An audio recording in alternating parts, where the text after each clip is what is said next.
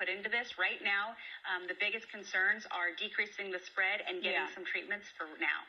Doctor, I want to ask you about these 2 New York coronavirus patients were taken off ventilators and they were moved out of the ICU after getting experimental drugs that are typically used to treat breast cancer and HIV. What do you make of that? Well, let me tell you why I'm excited about this, because Leronlimab is a medication, an immunotherapy that's showing some promise in metastatic triple-negative breast cancer. As you know, that's my specialty, breast cancer. And it's showing promise for breast cancer. It's also been showing promise for working in HIV.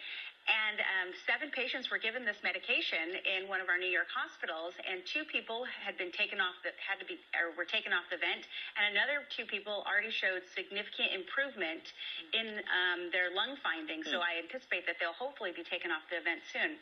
You know, these are all encouraging things. And is this going to be the game changer? Who knows?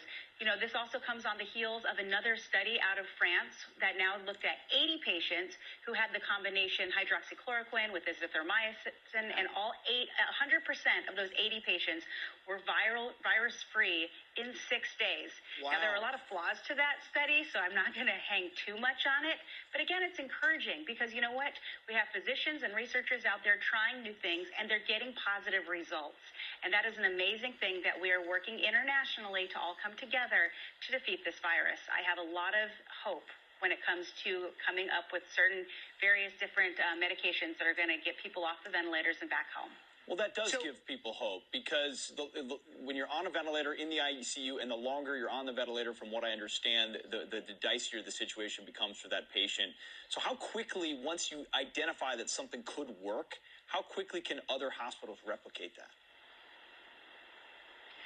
Oh, Pete, well, it really depends. We're in a different time right now. Usually people want to wait for, randomized controlled studies that show the safety and efficacy of medication. I truly think that that's sometimes our Achilles heel, that we are in such a quest for safety and quality that people aren't benefiting from medications. In the Trump era, that has been less of the case. He has cut through a lot of red tape, and I don't mean just now. I mean throughout his entire 4 years of administration, he has been trying to do this through the orphan drug program and right to try legislation.